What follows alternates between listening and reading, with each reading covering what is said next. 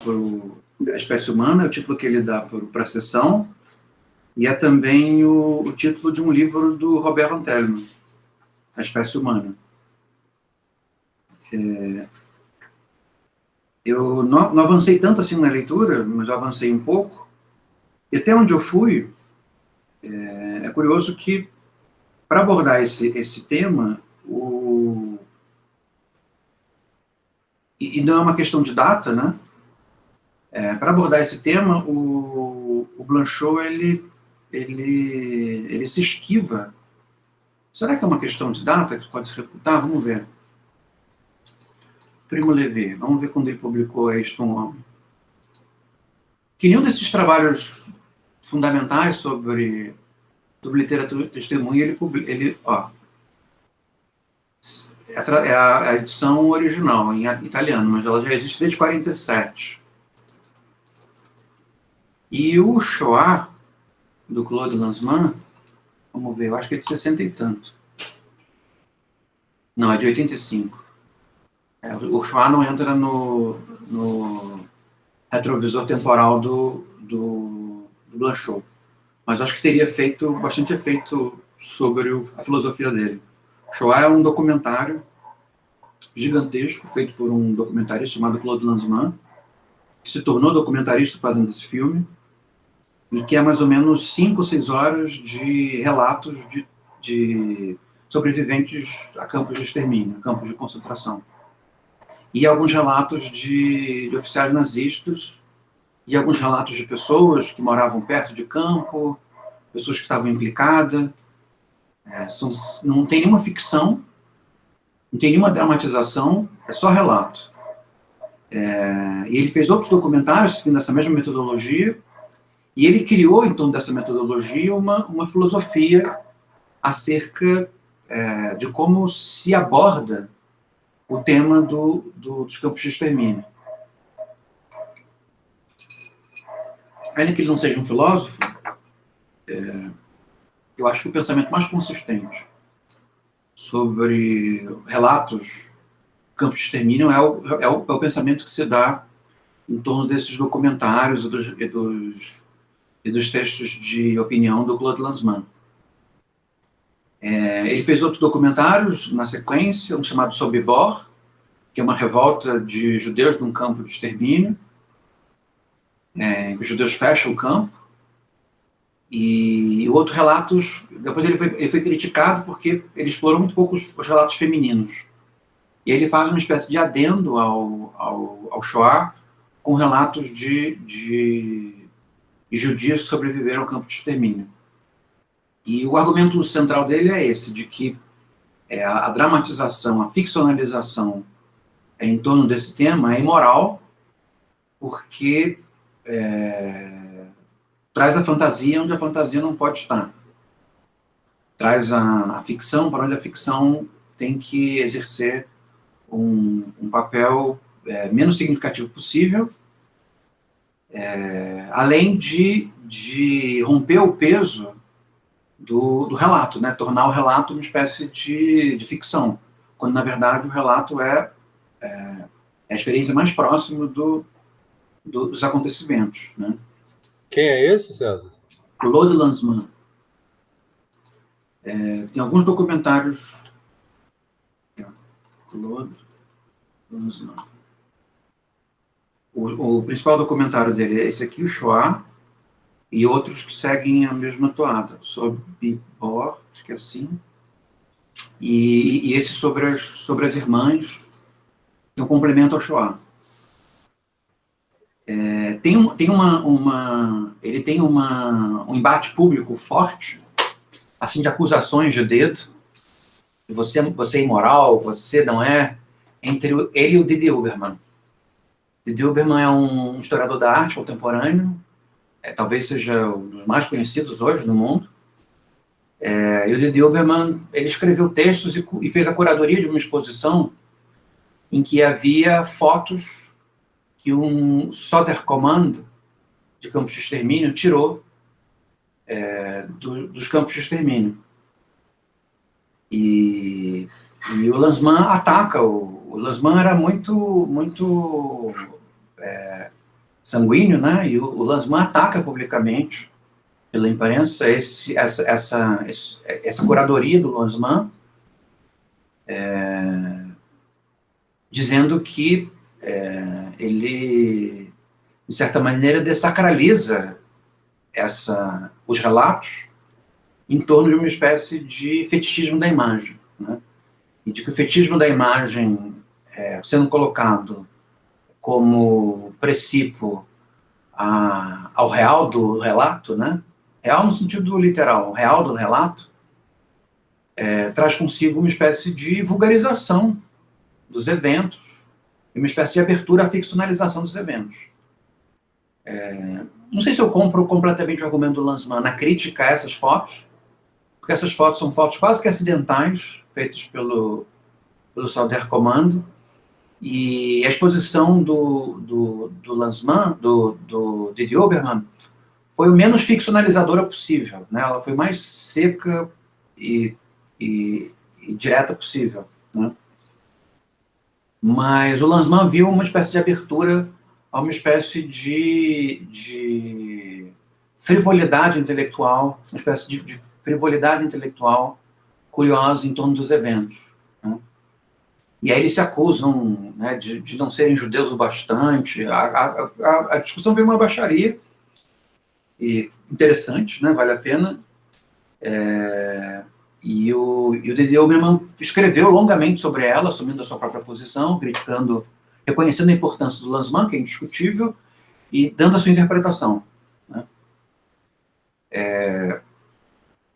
Então é interessante ver esse capítulo do Blanchot à luz, né, desse debate mais amplo e, ao mesmo tempo, o elemento curioso que é ele tratar desse tipo de relato não pelo acesso dado pela literatura de testemunho judaica, mas pelo relato dado por um comunista, né, que não está no campo de extermínio, está no campo de prisioneiros. E desenvolvendo teses a partir disso, né? Como o Blanchot chamavam, acho que o Duns Scotus de doutor, como era o Duns Scotus? Acho que é doutor de sutil, doutor sutil, sutilibus, uma coisa assim. Para mim é um título que pode ser dado ao Blanchot. Esse título do Duns Scotus pode ser dado ao Blanchot, de que ele é o doutor sutil, né? Tudo no pensamento dele, tudo nas opções dele tem uma sutileza. Então, eu não sei exatamente qual sentido dá, talvez a gente comece a explorar e isso fique mais claro, qual sentido dá a essa escolha dele por não passar pela literatura de testemunho ou pela poesia de testemunho e testemunho judaica e escolher o Robert Antelme, que é um militante comunista, mas com certeza tem implicações a serem desenvolvidas. Deixa eu abrir aqui o meu PDF em português. O PDF Brazuca.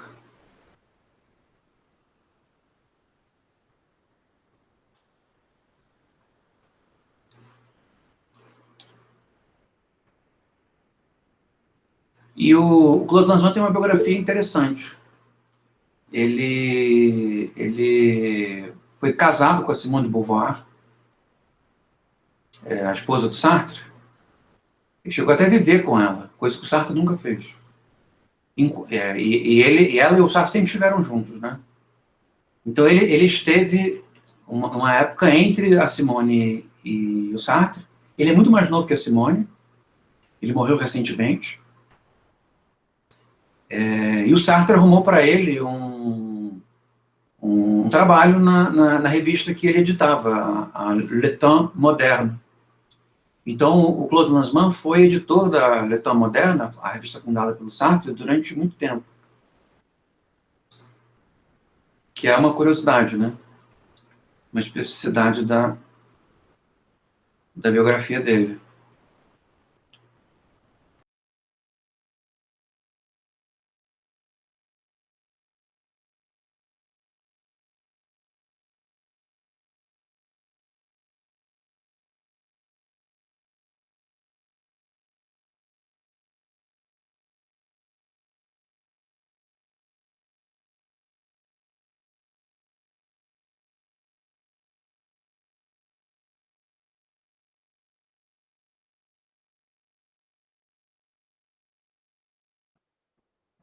Kirali, travou aqui.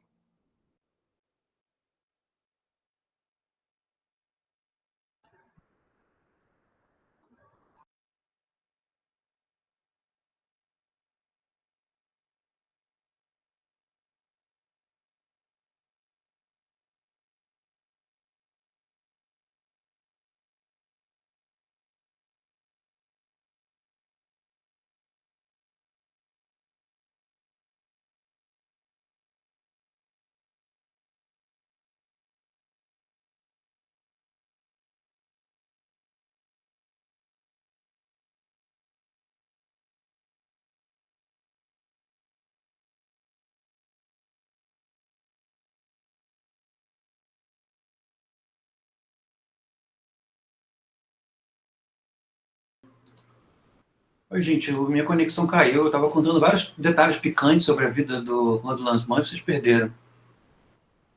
Mas eu falei que ele... Vocês chegaram a ouvir que ele foi casado com a Simone de Beauvoir? Foi. Então, foi editor da Letra Moderna, um emprego que o Sartre arrumou para ele. E ele era muito encrenqueiro. E, inclusive, um fato interessante, ele veio ao Brasil lançar a biografia dele, Lebre na Patagônia.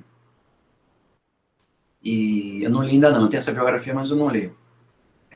E aí ele foi entrevistado, uma espécie de flip, pelo Márcio Seligman Silva, um filósofo brasileiro, especialista em Walter Benjamin.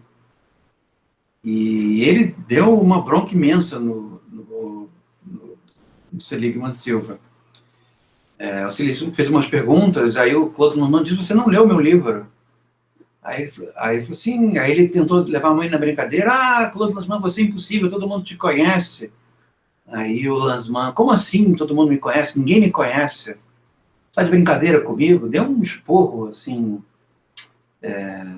descomunal no Seligman Silva, deve ter sido uma das experiências mais traumáticas da vida dele. Você escreveu alguma coisa, João, que sumiu aqui do chat. O que você escreveu?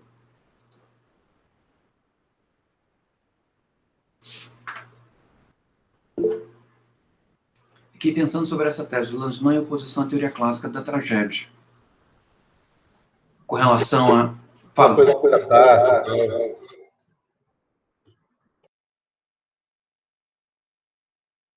Acho que, de certa forma,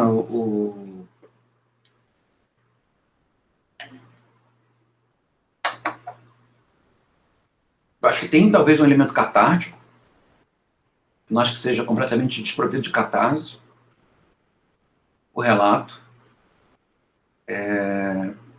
mas eu acho que claramente limita o aspecto espetaculoso da catarse, né? É uma catarse, se é uma catarse não dramática, ou adramática. Os elementos de dramaticidade são mínimos.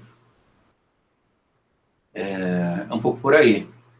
Então, enquanto, por exemplo, a lista de Schindler tem um aspecto catártico meio exagerado e que diverte ao mesmo tempo que assusta, o relato não. O relato, ele, se ele penetra sob a sua pele, o efeito dele é devastador, mas é um efeito devastador em função da simpatia, não em função dos atributos narrativos que são utilizados. Então, pro Lanzmann, um filme como, sei lá, O Menino do Pijama Listrado, é uma obscenidade. Ele usava essas expressões, uma obscenidade. A própria lista de Schindler, para ele, era entendido na chave da obscenidade, do desserviço, uma espécie de nova e real banalidade do mal. Ele era muito pesado com relação a isso. E que leva a uma tese mais ou menos próxima das teses da Susan Sontag sobre o uso excessivo de imagens de sofrimento, de imagens de dor, como uma forma de anestesia moral, né? Eu acho que esse é um degrau. O segundo degrau seria a transformação dos relatos numa própria ficcionalização, né? Uma mitologização no sentido fraco, no sentido Disney. Né? O professor, Diga, Marcelo. Eu vi aqui um pensador chamado Mário Perniola, que Não conheço. ele fala de um termo chamado sexualidade neutra. Mas o que você deve entender, assim, esse termo que ele criou? E para mim aqui foi um pouco difícil de entender, né? Não sei se ele pegou os conceitos do Blanchot ou do Barthes para fundamentar sua tese, né? Ele, ele usa esse termo, sexualidade neutra. O que você deve entender mais ou menos isso? Ele Eu não escreveu, faço muita ideia. ele escreveu um livro chamado Sex Appeal do Inorgânico, parece. Não sei. Não sei, é curioso. Posso dar uma olhada. Sex E appeal inorgânico é curioso. é curioso. Não sei, não faço ideia do que seja sexualidade neutra. Eu sei que existe uma discussão atual em torno dos movimentos identitários, que é a identidade não binária. Mas a identidade não binária, eu acho que eu não sei, acho que ela não é neutra, né? Não se entende como neutra.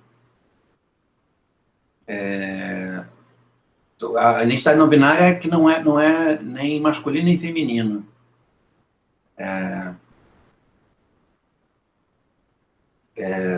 Mas pelo que eu vejo, as pessoas falando sobre isso, em nenhum momento elas se entendem enquanto neutras.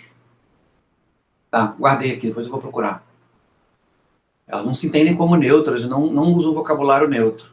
O neutro até as ofende um pouco, né? Quando você diz que uma sexualidade é neutra, elas se sentem ofendidas. O não binário é o que não se encaixa, Yasmin? Olha, eu acredito, pelo que eu entendo, é o que não, assim, que não corresponde aos padrões, assim. Uhum. Não é nem gay, nem hétero, nem homem, nem mulher. Não, Né? Não, mas eu, porque não, eu o prefiro, binarismo ah, precisa com relação a algo, né? Então, não eu binário. acho, eu acho que é aquilo que não se identifica em padrões, eu acho que é mais isso. Agora, sobre identidade sexual, eu já não sei falar muito sobre isso. Então, eu prefiro não falar para não falar besteira, mas eu acredito que seja isso, não binário é aquilo que não se que não se identifica nos padrões que são estabelecidos de gênero. Eu também vou um pouco por aí, até onde eu compreendo. E eu sei que, até onde eu vi pessoas comentando, a hipótese de isso poder ser uma sexualidade neutra é ofensiva a esses grupos. A ideia do neutro, né? Porque, na verdade, não é neutro, é uma posição. É uma posição específica. É uma coisa, só que não é uma coisa que se dá em oposição a outros. Seria um pouco nessa direção. Mas o Barthes, quando ele escreve o neutro, ele vai, digamos assim, margeando o neutro. O Blanchot também faz isso em algum momento. Margeando o neutro no que diz respeito aos usos convencionais da palavra neutro. Né? E um dos usos convencionais da palavra neutro, de uma convenção estabelecida, né, é ligado a uma certa androgenia, ligado a uma certa digamos, indecidibilidade entre homem e mulher, percebe? Não é uma oposição, mas uma indecidibilidade, né?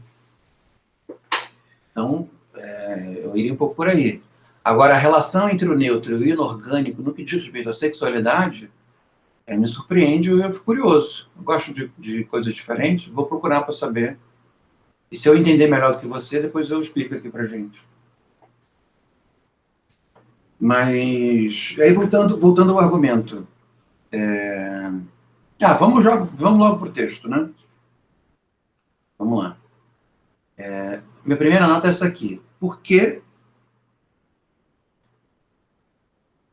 Ah, não, eu estou no Ser Judeu. Já passou por isso. Obrigado, Marcelo. Vou abrir aqui e depois eu leio.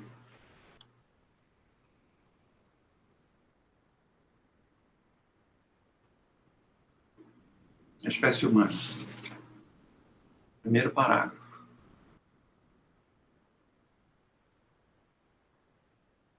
Por uma tal lei, começamos a compreender que o homem é indestrutível e que, no entanto, pode ser destruído. Isso ocorre na infelicidade.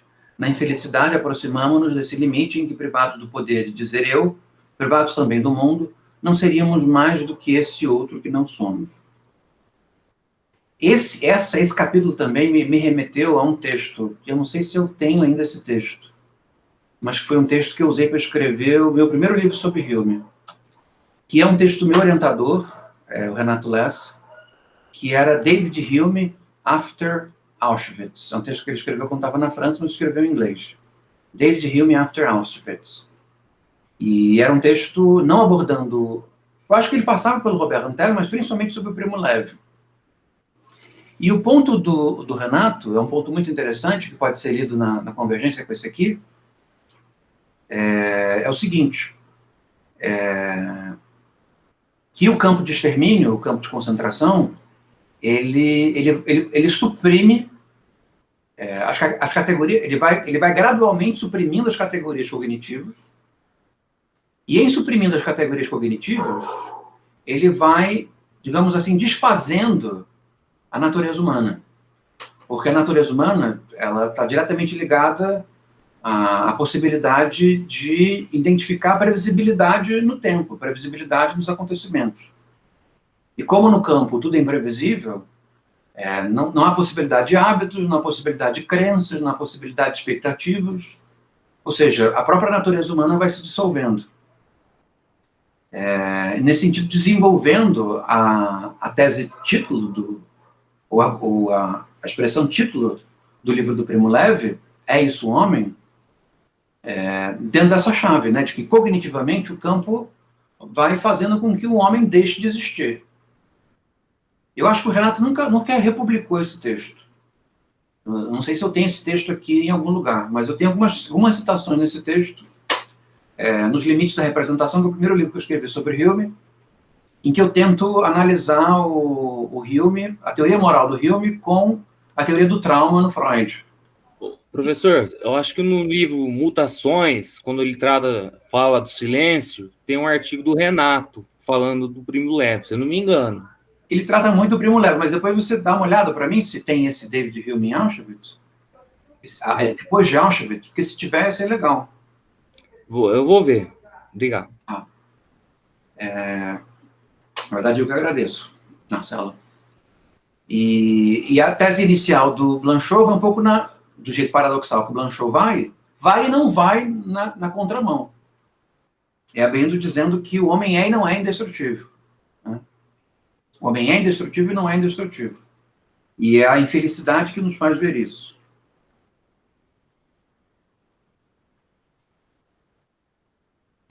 Que o homem possa... Aí pula o parágrafo seguinte. Outro elemento interessante, que esse capítulo retoma uma estratégia narrativa que ele utiliza no primeiro livro, que é o diálogo. Esse diálogo, essa conversa, né? Mais conversa do que diálogo, no sentido filosófico. É uma estratégia que ele tinha abandonado no começo desse segundo livro e aqui volta. Né? Com certeza tem implicações no pensamento do Blanchot. Eu vou dar uma olhada, ver se esse artigo ele publicou. Que o homem possa ser destruído, isso certamente não é animador. Mas que, apesar disso, e por causa disso, nesse movimento mesmo, o homem continua indestrutível, eis o que é verdadeiramente acabrunhante, pois não temos mais nenhuma chance de ver-nos um dia livres de nós mesmos, nem de nossa responsabilidade. O Primo Levi não chega à conclusão, não, isso não é um homem. O título é paradoxal, como o Blanchot gosta. É isto um homem? Tem um ponto de interrogação. O Robert Antelme, ele vai mais fundo. ele não tem dúvida, né? Ele parte de uma evidência, a evidência é isto um homem, é isto um homem. E a justificativa que ele dá, transformando esse relato num discurso filosófico, é que é sim um homem porque o homem é indestrutível. E aí Blanchot relê essa tese dizendo o homem é e não é indestrutível.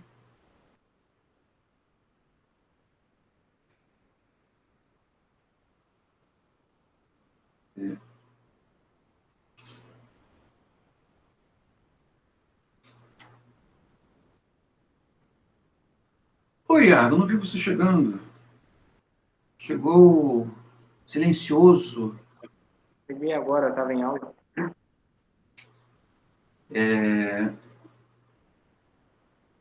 Tá bem até aqui?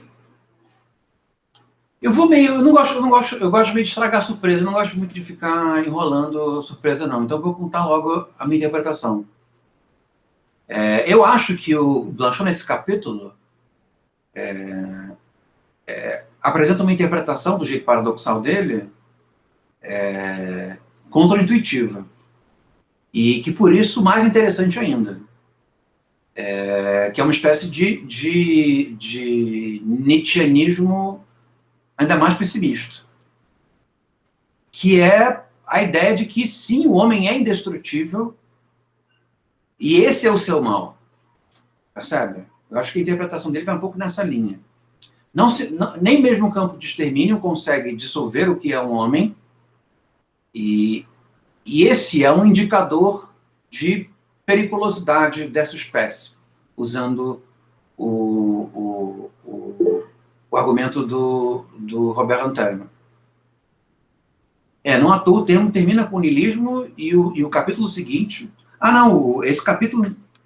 o capítulo seguinte já é sobre o niilismo, né? O niilismo reaparece. Então a ideia tem um peso, digamos assim, ainda maior do que o Nietzsche, porque há o último homem, e o último homem não desaparece, né? E o último homem não dá espaço pro super-homem ou pro eterno retorno. E isso é um indicador não da diferença entre alemães e judeus, mas um indicador de uma espécie de malignidade da espécie. Ou seja, nós não conseguimos nunca destruir o homem está sempre lá.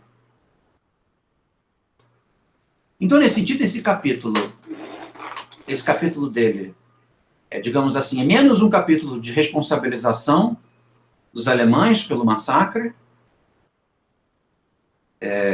Percebe? É um capítulo, digamos assim, menos preocupado com a diferença entre judeus e alemães,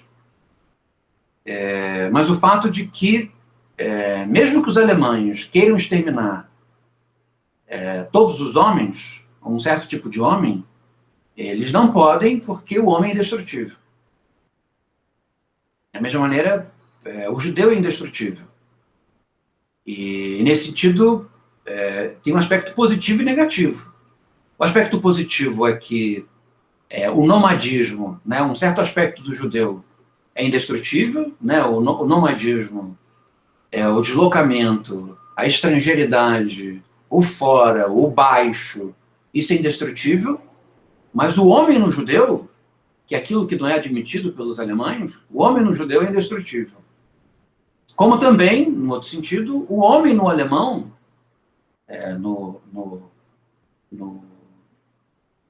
no exterminador, né, o alemão nesse sentido, né, o alemão nazista, também é indestrutível, né?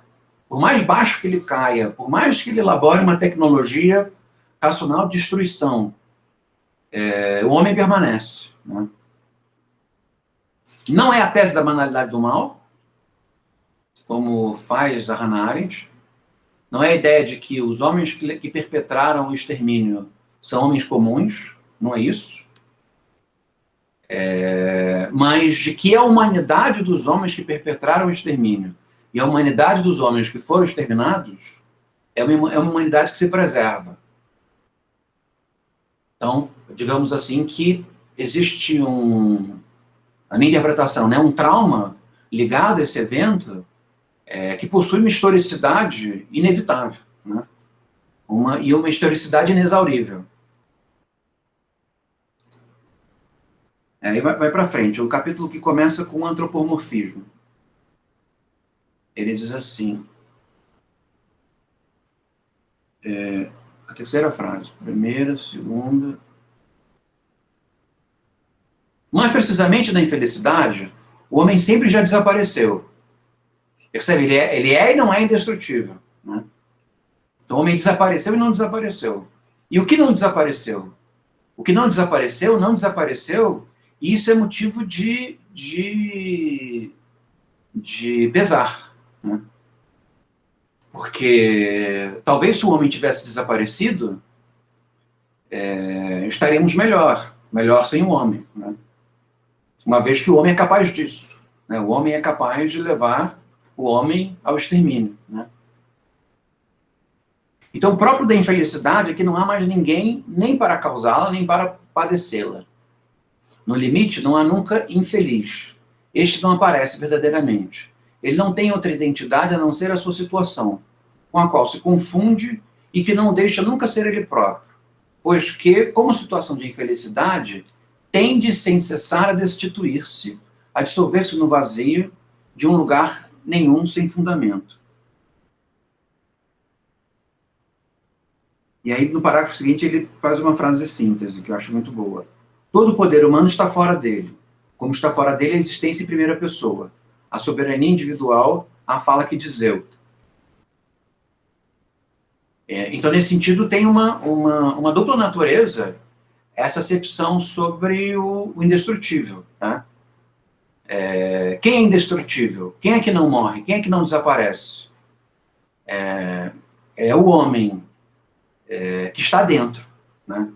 É o homem enquanto categoria que está dentro. Isso que está do lado de fora, que é o judeu, que é o nômade, que é o estrangeiro, esse é indestrutível como uma boa notícia, né?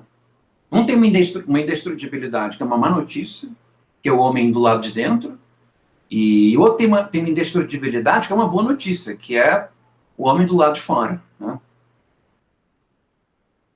Mas, nesse sentido, o capítulo, ele me parece que ele é fortemente pessimista, e pessimista de uma maneira contraintuitiva. Do que ele se ressente?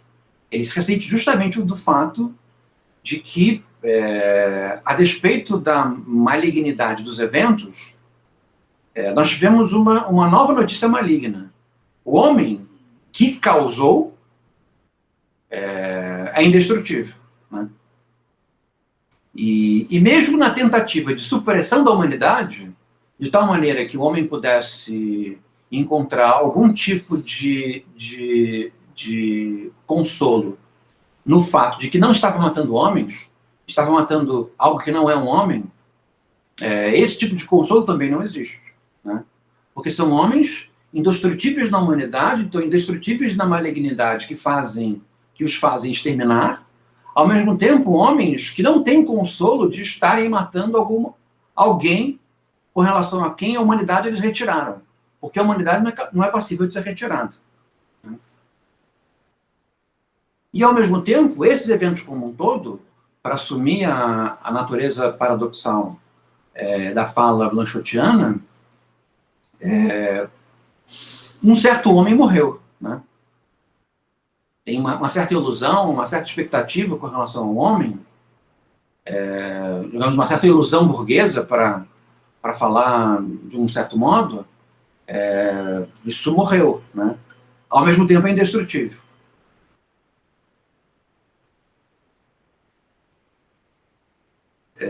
Vamos lá.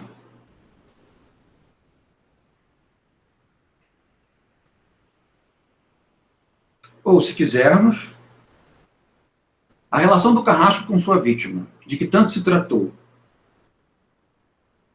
não é apenas uma relação dialética. A pessoa que fez esse PDF marcou o dialético. E o que limita a sua dominação Não é primeiramente a necessidade... Eu. Foi você? Porque esse é um ponto muito importante, né, no Blanchot, né? É uma dúvida minha desse capítulo, mas depois eu te pergunto. Segue aí. Tá. Vou terminar de ler esse período e você fala. E o que limita a sua dominação não é propriamente a necessidade que tem, nem que seja para torturá-lo, daquele que ele tortura. É antes essa relação sem poder que sempre faz surgir, face a face, no entanto, ao infinito, a presença do outro como a de outro. Não terminei não, só um instantinho. Daí o movimento furioso do inquisidor, que pela força quer obter um pedaço de linguagem, a fim de rebaixar toda a fala ao nível da força. Fazer falar, e mediante a tortura mesma, é tentar tornar-se mestre da distância infinita, reduzindo a expressão a essa linguagem de poder, pela qual aquele que falaria se exporia novamente ao poder.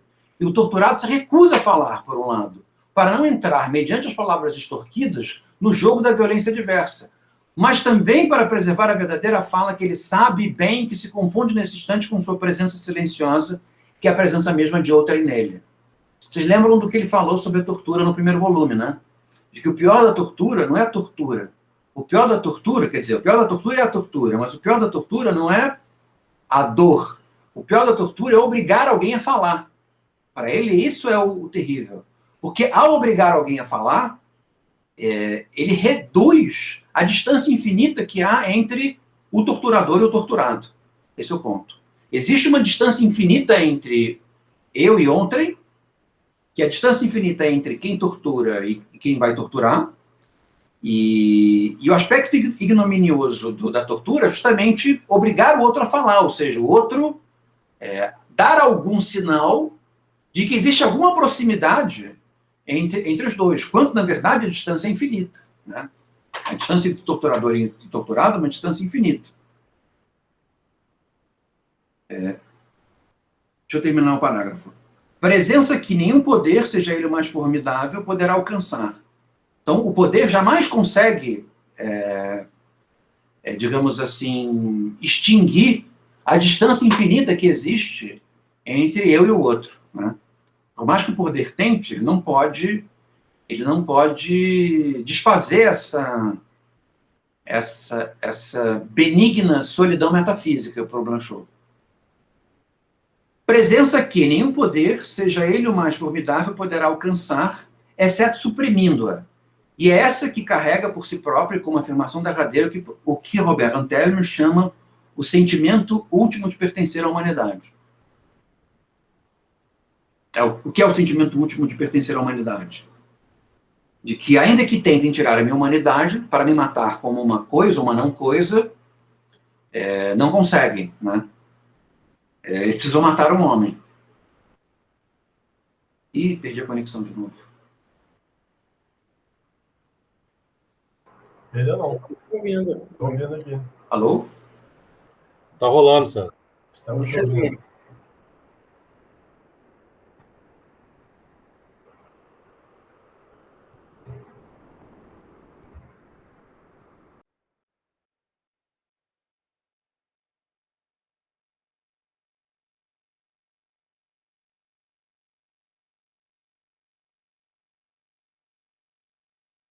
Gente, hoje que a NET veio aqui instalar a internet 5, 6, 7, 8, tá dando um monte de pau na internet.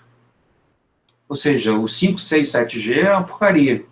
Preferia o outro carrinho de piruzinho de areia, que pelo menos funcionava. Estão me ouvindo?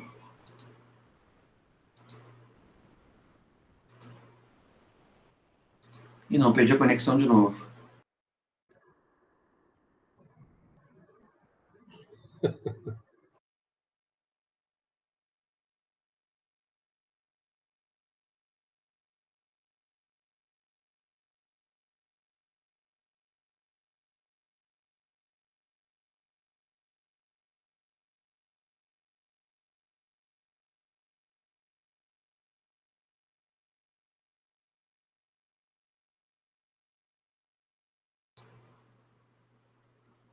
Estava falando que a Janete veio aqui em casa instalar um modem novo e hoje está dando um monte de pau. Porcaria, né? Até onde vocês foram? Até onde vocês ouviram? Essa parte que você terminou aí, estava falando da afirmação do Roberto Antelmo. Tá. Você quer... Vou terminar de ler o parágrafo seguinte, você fala... Não, tá tranquilo. Depois que eu terminar aí, a gente abrir mais para discussão, aí eu falo alguma coisa. Tá. De modo que, caído de mim, estranho a mim mesmo, o que se afirma em meu lugar é a estranheza de outrem. O homem como absolutamente outro, estranho e desconhecido, o destituído e o errante, ou, como diz René Char, o homem inimaginável por cuja presença passa a afirmação de uma exigência infinita. Esse eu acho que é o lado de fora, né? Que é indestrutível por uma... Isso é uma boa notícia, né? O errante, o aquém, o lado de dentro é indestrutível, e essa é uma má notícia, né? É alguma coisa que nem mesmo o niilismo do Nietzsche, né, é capaz de admitir, né? Que o homem é indestrutível, né? Só nos nossos piores pesadelos a gente parte da ideia de que o homem é indestrutível, né? De que isso que nós nos tornamos, isso que nós somos, não pode desaparecer, né?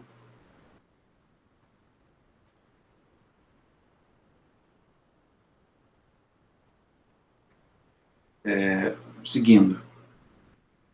Quando o homem está reduzido à extrema indigência da necessidade, quando se torna aquele que come os restos, percebemos que está reduzido a si mesmo.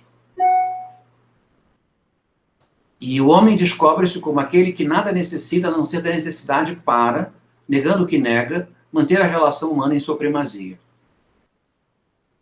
Devemos acrescentar que então a necessidade muda, que ela se radicaliza no sentido próprio do termo, que não é mais do que uma necessidade árida, sem gozo, sem conteúdo, que é a relação nua com a vida nua, e que o pão que comemos responde de imediato à exigência da necessidade, do mesmo modo que a necessidade é de imediata necessidade de viver.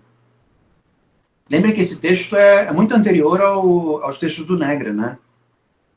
Que ele fala sobre a vida nua, né? Eu não sei, eu não li o Negre, o que resta de Auschwitz.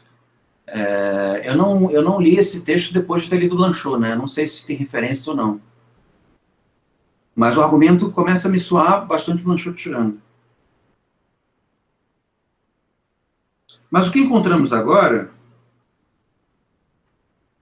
na experiência de Antelme, foi a do homem reduzido ao irredutível, é a necessidade radical que não me relaciona mais a mim mesmo, a minha autossatisfação, mas sim a existência humana pura e simples, vivida como falta ao nível da necessidade.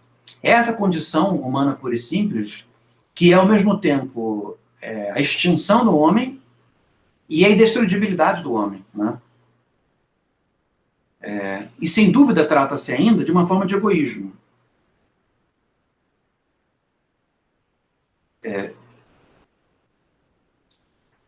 De forma de egoísmo. Inclusive do mais terrível egoísmo.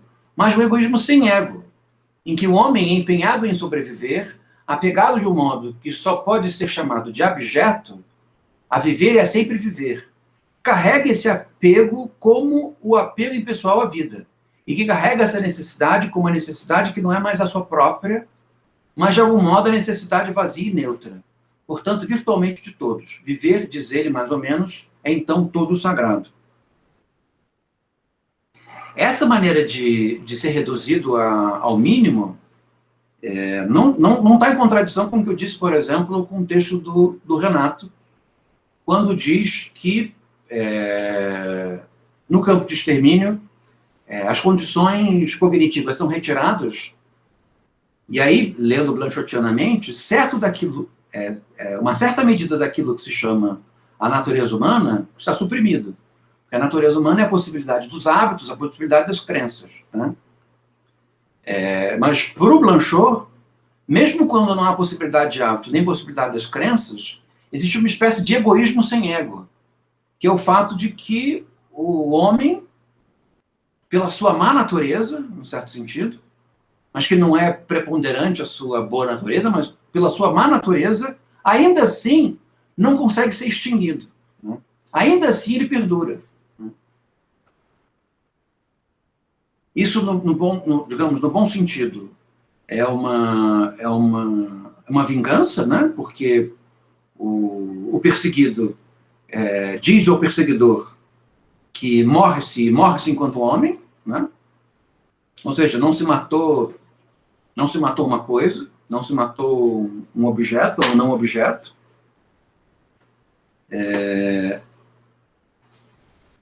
Mas, por outro lado, nem esse regime tão baixo é capaz de extinguir a humanidade. Percebe? Isso segue um pouco a tese do Adorno e do Horkheimer, que é sobre o esclarecimento, na dialética do esclarecimento, de que o extermínio, num certo sentido, isso parece convergir com Blanchot, é uma espécie de ápice da humanidade, né? Nesse sentido, o homem não se extingue, o homem está festejando, né? É uma espécie de grande festejamento da humanidade, o extermínio. Portanto, pode-se dizer que quando, pela opressão e pela infelicidade, minha relação comigo mesmo se perde e se altera, fazendo de mim esse estranho e esse desconhecido de que me separa a distância infinita, e fazendo de mim a própria separação infinita, a necessidade se torna a necessidade radical, sem satisfação, sem valor, que é a relação nua com a existência nua, mas se torna também a exigência impessoal, que carrega sozinha o futuro e o sentido de todos os valores, ou, para falar com mais justeza, de todas as relações humanas. Então, essa experiência nua, ao mesmo tempo em que ela marca a indestrutibilidade do homem do lado de dentro, ela também marca a indestrutibilidade do homem do lado de fora. Ou seja, ela marca a indestrutibilidade da impessoalidade. Esse é o ponto, né? O impessoal como, digamos assim, uma indestrutibilidade positiva. A indestrutibilidade nômade, a indestrutibilidade estrangeira e, ao mesmo tempo, a indestrutibilidade metafísica, que mantém essa distância infinita entre quem tortura e quem é torturado, né? Entre quem é o possuidor da crueldade e quem é o sujeito passivo dela, né? Ou seja, ao mesmo tempo em que o homem indestrutível, algoz e vítima não são confundíveis, percebem? E por que não são confundíveis? Justamente porque o máximo que a tortura pode fazer é obrigar a falar e aí ter uma impressão superficial de que se aproximou dos elos dessa distância infinita metafísica. Mas não, né? O fato de ter obrigado a falar nada mais é do que obrigar a falar. E obrigar a falar não é pensamento. Ou seja, obrigar a falar não aproxima, né? Ou seja, há uma distância infinita, mesmo no caso da tortura, mesmo no caso da política, né? Entre um e outro, né?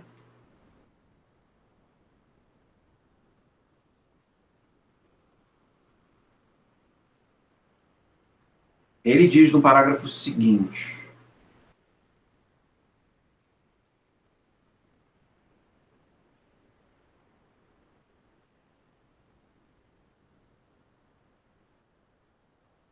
aqui, de início, o homem pode ficar abaixo, pode ser privado dessa falta, destituído da destituição. Esse é o ponto que ele julga interessante. Esse é o ponto que ele julga que é o lado de fora, que é o ponto dessa grandeza metafísica, né? Que estar destituído da destituição. Que é alguma coisa que é indestrutível, mas não no sentido da redutibilidade, porque é tão extenso e tão movediço, tão móvel, que está abaixo da redutibilidade, percebe? Está ainda abaixo da redutibilidade. Então é mais do que querer morrer, percebe? É mais do que querer morrer. É mais do que não ter tudo retirado. É ainda mais abaixo do que ter tudo retirado. E ao mesmo tempo constante, né? E aí nós voltamos ao primeiro livro, que são essas grandezas. É a possibilidade do pensamento, é a possibilidade da conversa, é a possibilidade do conceito, é a possibilidade até mesmo do ultrapassamento da dialética, né? É como se pudesse dizer, em outros termos, que existe uma indestrutibilidade dialética, e essa indestrutibilidade dialética é o ponto de que o homem não morre, seja como algoz, seja como vítima, o homem não morre, existe uma indestrutibilidade dialética, né? É sempre o homem ali, é sempre o senhor, é sempre o escravo, mas ao mesmo tempo há uma outra indestrutibilidade, que é positiva, que não é essa doença de pele, como diz o Nietzsche, que é o fato de que se é indestrutível também do lado de fora, né? Se é indestrutível na impessoalidade, se é indestrutível na dessubjetivação, se é indestrutível no pensamento, percebe? Se é indestrutível na dissolução da autoria, se é indestrutível no fragmento, percebe?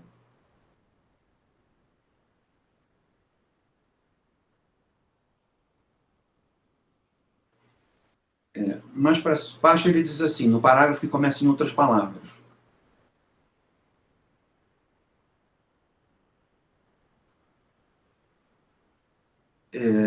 Em outras palavras, é necessário que, por intermédio de um sujeito exterior, o que se afirme, então, como representando uma estrutura coletiva, o destituído seja não apenas acolhido como outrem, na justiça da fala, mas recolocado em situação de luta dialética, a fim de que também ele possa considerar-se novamente como um poder. O poder que detém o homem de necessidade e, finalmente, o proletário. Nesse ponto, é a reinserção, né? Digamos que essa grandeza positiva, como eu estou dizendo, que é uma indestrutibilidade do lado de fora, ela recoloca, de certa maneira, recoloca, reposiciona nessas grandezas negativas. Ou seja, isso que não é dialético, de certa maneira, empurra de volta para a dialética, a partir do momento em que não se morre, né? É um pouco como se fosse uma espécie sei lá, a minha péssima metáfora agora que ocorre é a metáfora da luta livre. Você está na luta livre e você já não está mais naquela luta, percebe? Aquilo lá já não é mais sobre você. Quem é aquele cara vestido de palhaço que está te dando soco? Quem é você vestido de leão e dando soco num cara vestido de palhaço? E essas pessoas estão gritando, percebe? Isso diz respeito a uma impessoalidade que está do lado de fora, diz respeito ao nomadismo, à estrangeiridade. É alguma coisa da qual não se pode ser destituído e da qual o pensamento é feito, né? Dessa infelicidade, dessa inadequação. Mas isso mantém, digamos assim, uma espécie de vitalidade, ainda que seja uma vitalidade cansada, como ele diz no primeiro livro, isso mantém uma vitalidade. E, de repente, alguém te acorda e diz, te empurra de volta para a briga, né? Então, no momento que descobre que você não morreu, no segundo momento, percebe, existe uma briga da qual coletivamente se faz parte, né? Percebe? A impessoalidade ela está aquém da coletividade, no sentido de que ela é muito mais extensa do que a coletividade. O aquém é positivo no Blanchot, né? A impessoalidade é muito além da coletividade, mas uma vez a impessoalidade mantida, existe uma espécie de empurrão de volta à dialética, né? Um empurrão de volta à pancadaria, né?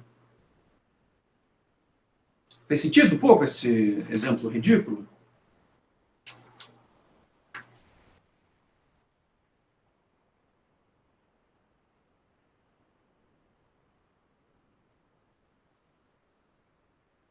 Então vamos para o finalmente dessa sessão.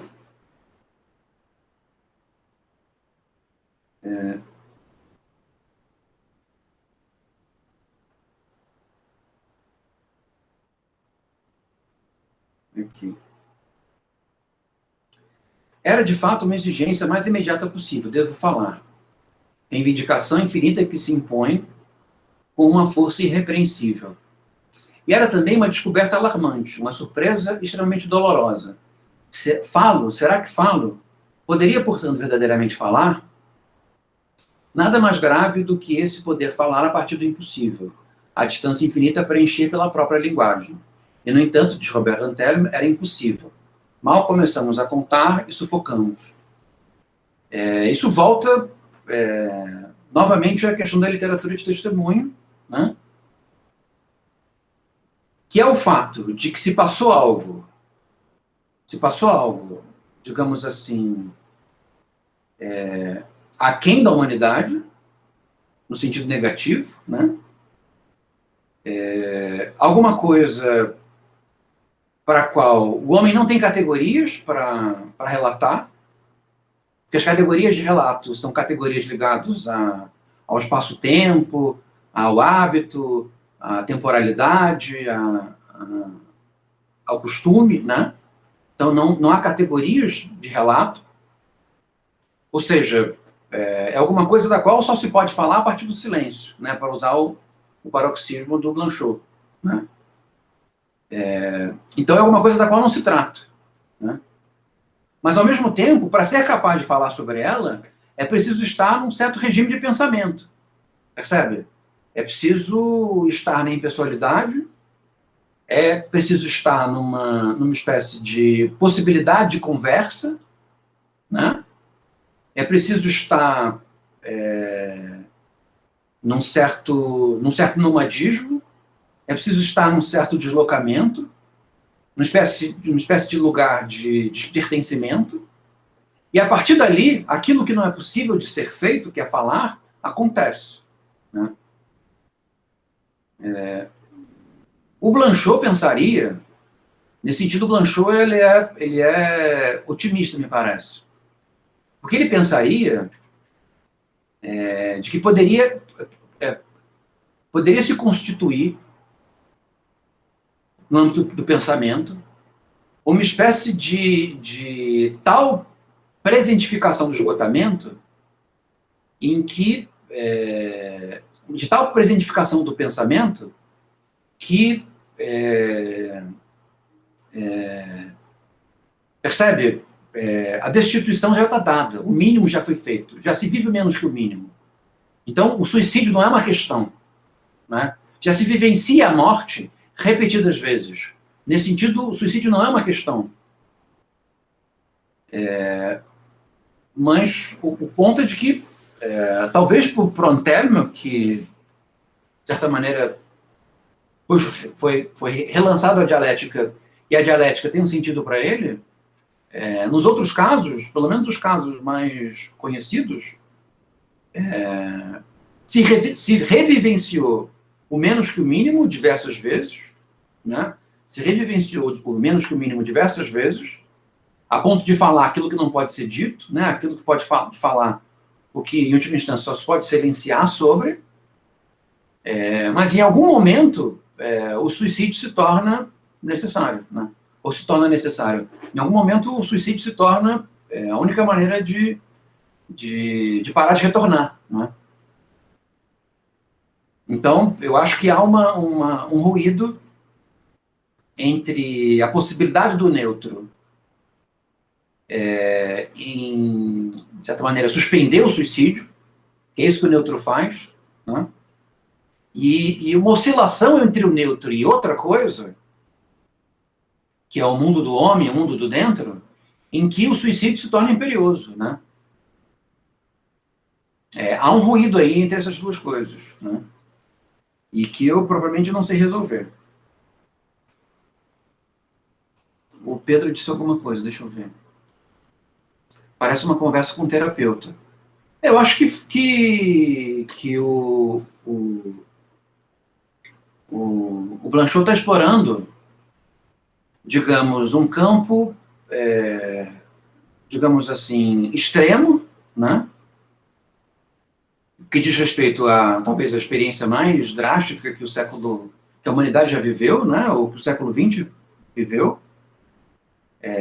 Mas que, ao mesmo tempo, é alguma coisa que, de uma maneira muito menos grave, de maneira mais circunstanciada, todos nós vivemos, né? Então, todos nós vivemos situações em que, comparativamente a outras, o silêncio é mais natural do que a fala, né? E todos nós vivemos situações que, comparativamente a outras, para sermos capazes de expressá-la, nós precisamos, de certa maneira, calá-la, né? Dar um sentido silencioso para a fala, né? Para usar o paroxismo do Blanchot. Então, nesse sentido, o Blanchot explora o fato de que o pensamento, a fala que se faz pensando, ela tem alguma semelhança com a fala que se quer desencadear na terapia, por exemplo, né? Porque enquanto não se vai aquém, quando não se vai ao menos que o mínimo, quando não se vai ao fora, o pensamento não começou. Ao mesmo tempo, enquanto não se vai a esses regimes, e aí no sentido perspectivo, né, eles não são tão fora quanto esse fora aqui, o fora que o Blanchot relata,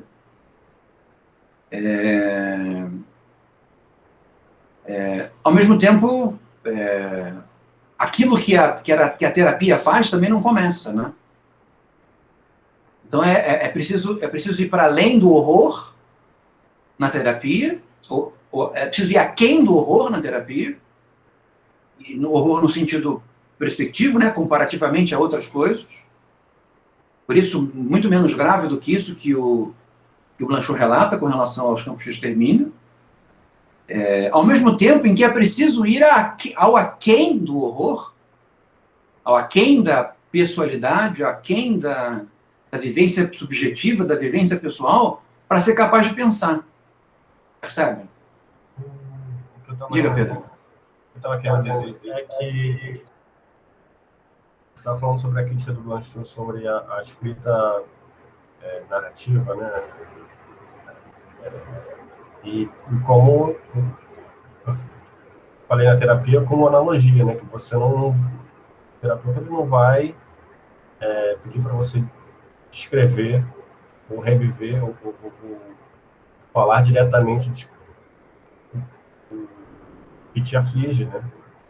Na verdade, você vai fazer uma conversa tangencial, uma tentativa de aflorar, falar daquela experiência, sentimento, sem necessariamente ter a obrigação de escrever, de falar.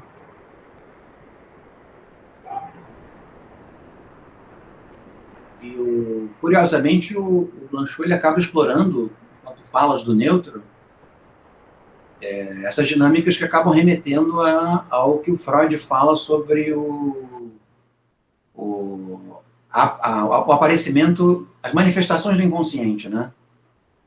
Então, existe, me parece, uma certa semelhança entre a fala do neutro, e não são a mesma coisa, mas uma certa semelhança entre a fala do neutro e a linguagem onírica, por exemplo. A fala do neutro e o sintoma, né? A fala do neutro e o xiste, né? A fala do neutro e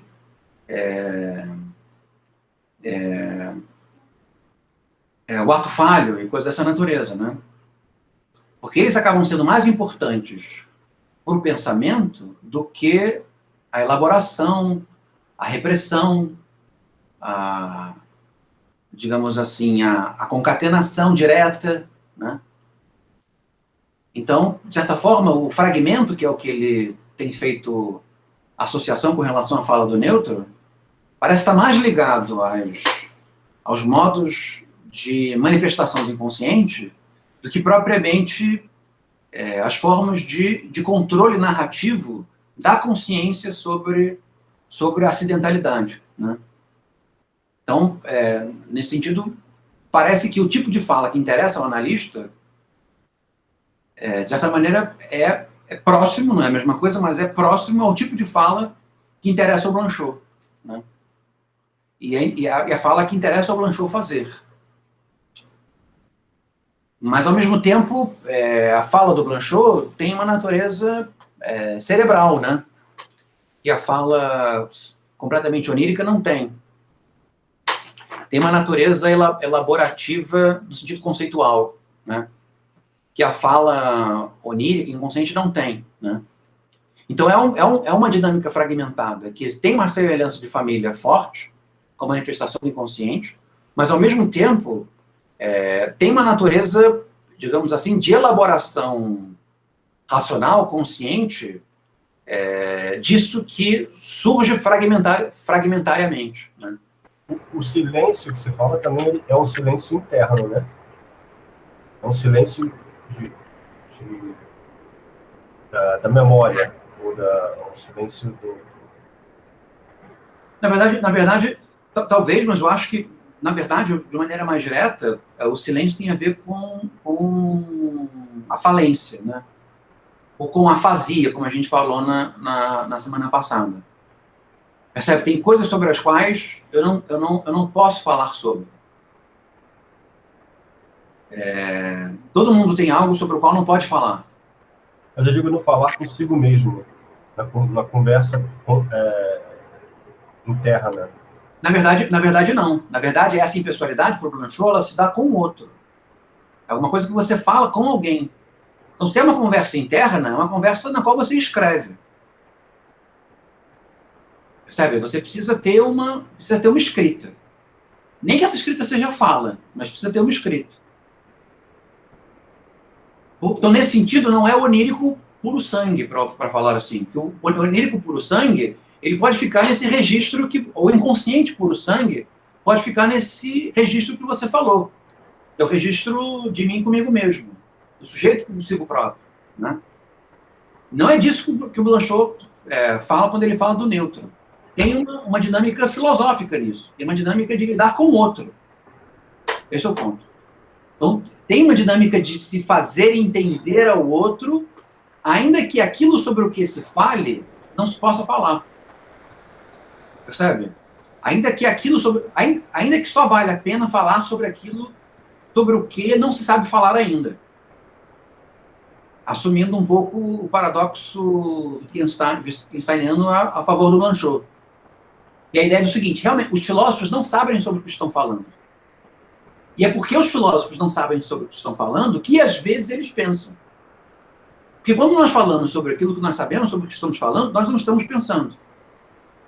E aí não faz sentido falar. Não faz sentido pensar. Não faz sentido escrever. Percebe? Ou pelo menos não faz sentido no sentido grande da palavra sentido. Percebeu? Então, não tem a ver... Então, quando o Wittgenstein fala, não tem a ver com solipsismo, não tem a ver com a conversa do sujeito consigo próprio. Só se essa conversa se der textualmente. Aí não é a conversa do sujeito consigo próprio, é a conversa do sujeito com o outro que se é. Percebe? Como acontece no Montaigne, como acontece no Pascal, como acontece no Descartes, num certo sentido. Né? Uma conversa de si para si. Mas sou eu e o outro. Né?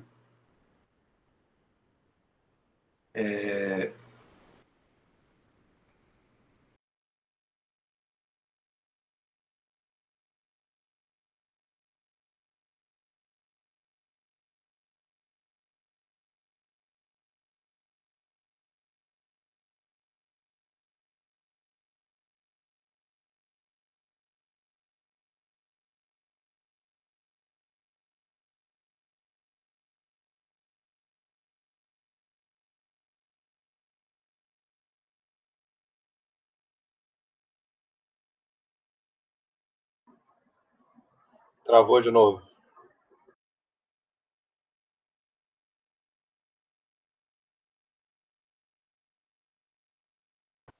Ainda está na conversa, né?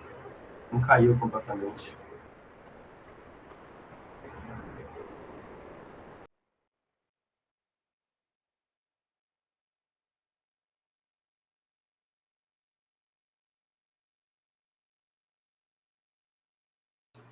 Que horror.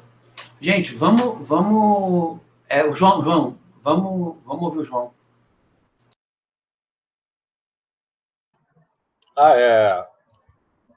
Eu só estava pensando duas coisas, assim, com relação à dialética é engraçado, porque ele, nessas duas partes do texto, né, ele começa reafirmando aquilo que há uma relação que a dialética não dá conta, tem essa parte aí do carrasco e da vítima que também não pode ser dialetizada, mas depois ele, de certa maneira, ele compra, né? Você já explicou isso de uma certa maneira, né? Sobre essa coisa do indestrutível de fora e o indestrutível dentro, mas ele compra essa proposta do Antelme aí, comunista da luta dialética, né? Eu achei engraçado isso. Aí é que tá, isso me reenvia para a própria relação Carrasco-vítima, na qual ele vê esse outro aí que desafia o poder do Carrasco, que não está submetido ao Carrasco, que é uma dialética senhor escravo aí que ele está reproduzindo, né? Isso me reenvia para aí, para entender se não há dialética aí, apesar dele falar que não há. Porque justamente esse fora que ele insiste, talvez seja a dialética, não a dialética de dois polos em uma relação, porque isso aí, de repente, é uma visão mais empobrecida da dialética, uma visão mais, sei lá, mais tradicional, mais... E não exatamente aquela dialética que realmente trabalha com algo fora. Não estou sabendo aqui dizer melhor, mas, enfim, esse duplo agenciamento da dialética me fez criticar essa crítica que ele faz, geralmente, à dialética, né? Porque, no final das contas, ele... Também a gente já falou, a gente já está careca de falar aqui que ele não tem uma relação... ele não tem só uma relação com a dialética, né? Ele admite várias. Mas aí outra coisa só também era isso que você falou. Esse texto aí me lembrou dois textos. Um era aquele elementos do antissemitismo na dialética do esclarecimento, que você citou aí. E o outro é a questão judaica. Do Marx, que tá nos bastidores aqui desse próprio texto, né? Porque se trata de uma proposta comunista. Ele vê aí um coletivo nesse indestrutível, nessa espécie humana. E no Elementos do Antissemitismo, o Adorno tem lá uma teoria que ele opõe ao esclarecimento. O esclarecimento ele pode ser pervertido, né? Mas aquilo que ele opõe ao esclarecimento é algo dessa ordem, que é aquela coisa do mimetismo. No Adorno, o mimetismo não tem a ver com uma imitação estética clássica, né? Ele tem a ver justamente com uma perda da personalidade, uma perda das propriedades individuais, da identidade, uma dissolução no ambiente, que ele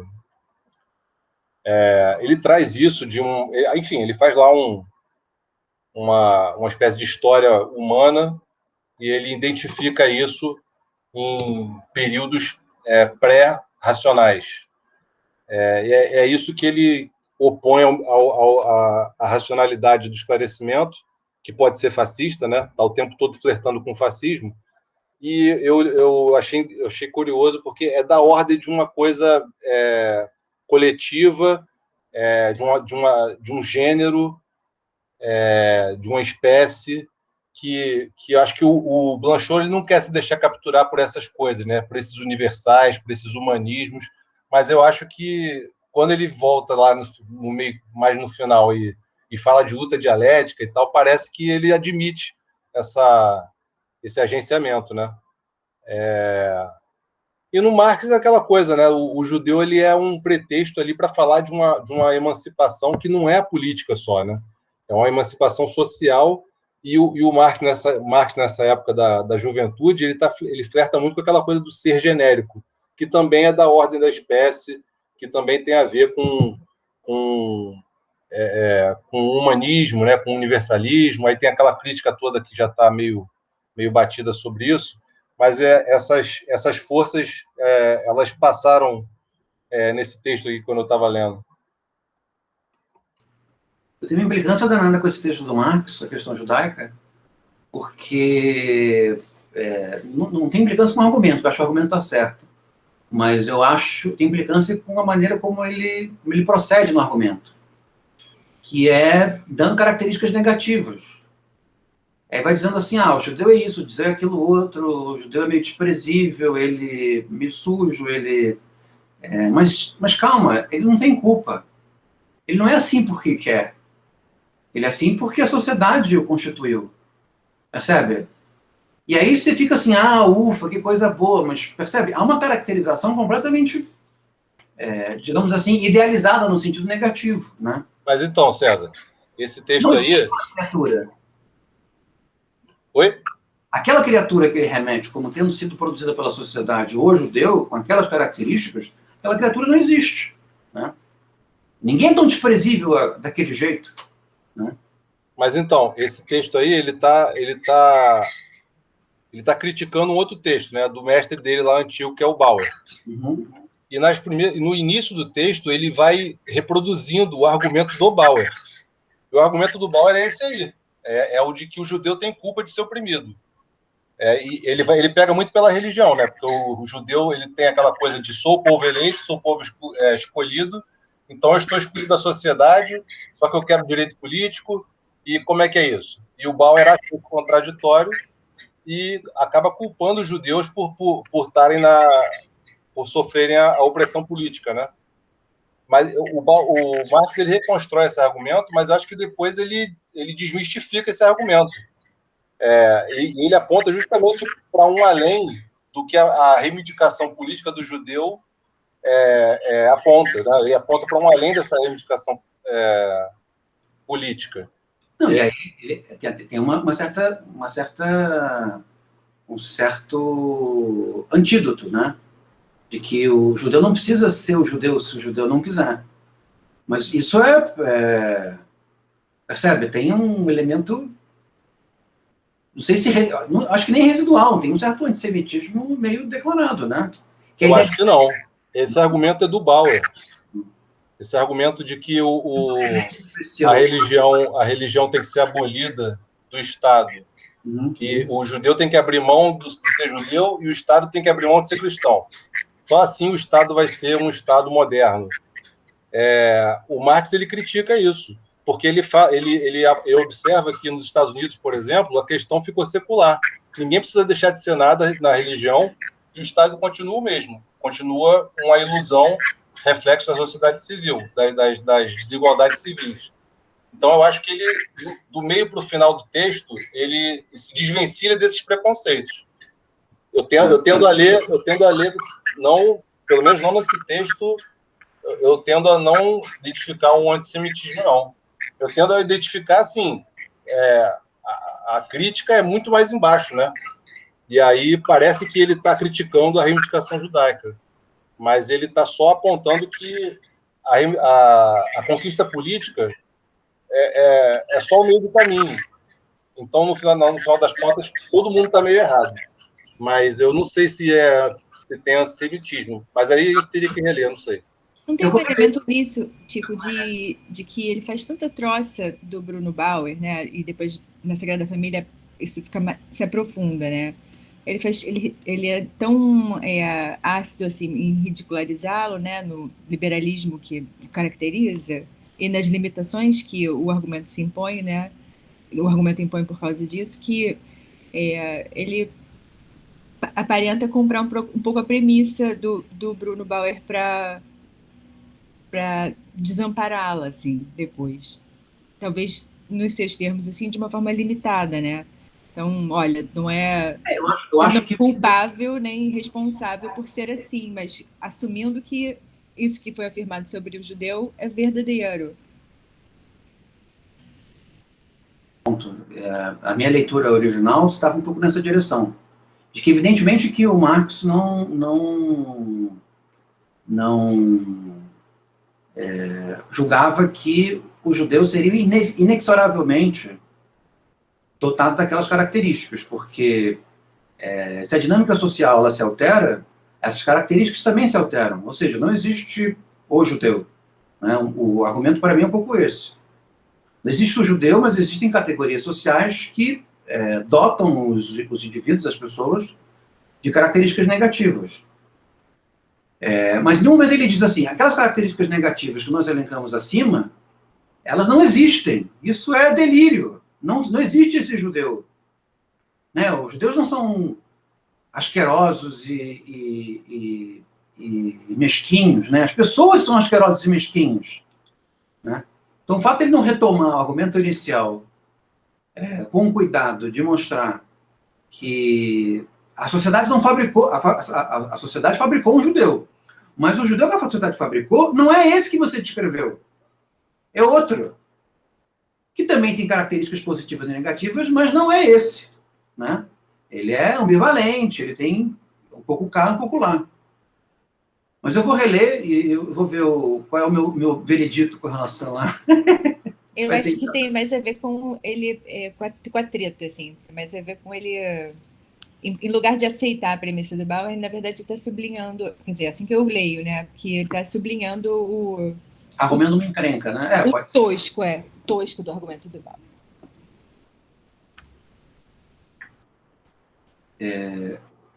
Mas, e aí, voltando ao argumento do João anterior,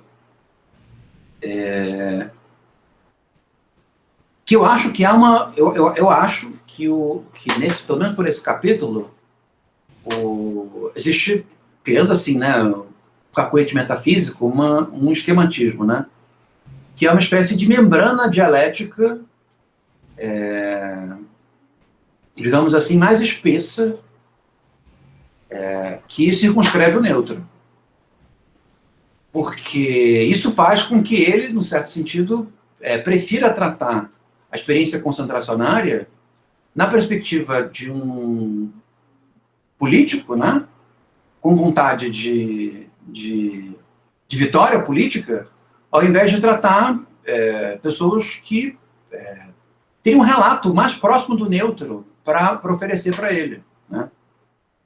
Percebe? Pessoas que, ao sobreviverem, elas não foram para a briga política, porque elas acharam que tinha outra coisa para fazer. Né? Enquanto que o Robert Antelmo, uma vez que o Antelmo não morre, em nenhum momento ele vai para ser morto, né? Ele fica naquela condição de sendo espoliado até que morra, né? Que é a condição do prisioneiro de trabalho. Que é evidente que o Antelmo, no momento em que ele tiver possibilidade de ir para a porrada, ele vai para a porrada, né? Que tem a ver com a natureza de militante político que faz parte do Antelmo, né? Por que ele privilegia essa perspectiva e não a perspectiva que, digamos, é mais naturalmente neutra? Né?